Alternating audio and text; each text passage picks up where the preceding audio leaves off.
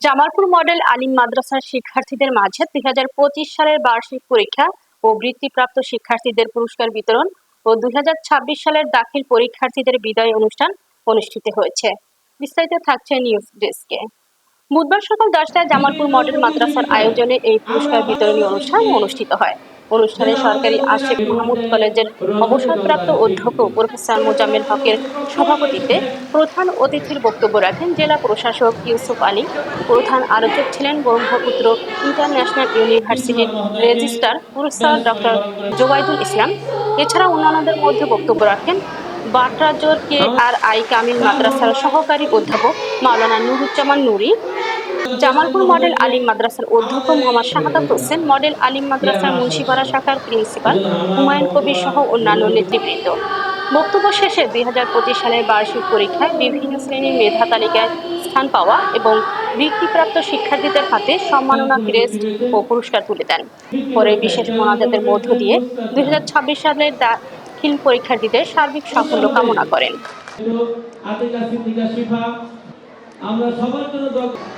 আমরা আশা করি জামালপুর মডেল আলিম মাদ্রাসা তাদের যে সিলেবাস আছে সেই সিলেবাস অনুসারে সুন্দরভাবে এবং তার বাইরে গিয়েও আমাদের এই ছাত্রছাত্রীদের যেন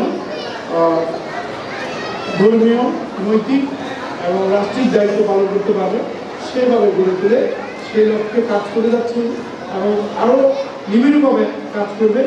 আমরা দেখেছি এপ্রিল এই বৃত্তি পরীক্ষায় 15 জন শিক্ষার্থীর মধ্যে 11 জনই 2025 সালে বৃত্তি পেয়েছে। আমরা দেখেছি অষ্টম শ্রেণী বৃত্তি পরীক্ষায় 30 জনের মধ্যে 23 জনই বৃত্তি পেয়েছে, যেটা মাদ্রাসায় কেন সাধারণ শিক্ষা জেলাতেও সাধারণত হয় না। মডেল মাদ্রাসা এমন একটি দৃষ্টান্ত স্থাপন করেছে। 58 জন দাখিল পরীক্ষার্থীর মধ্যে 37 জনই GPA 5 পেয়েছে এবং 100% তারা পাস করেছে, কৃতিতে স্বাক্ষর রেখেছে।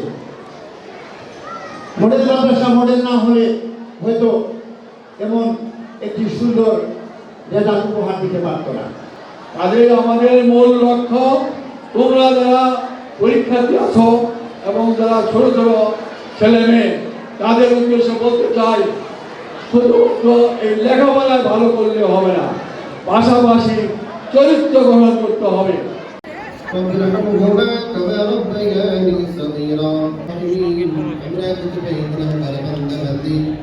আল্লাহ তাদের রেজাল্ট পেয়ে প্রতিষ্ঠান এবং তাদের বাবা মার খলিজা যেন ঠান্ডা হয়ে প্রতিষ্ঠান মঞ্জুর করা।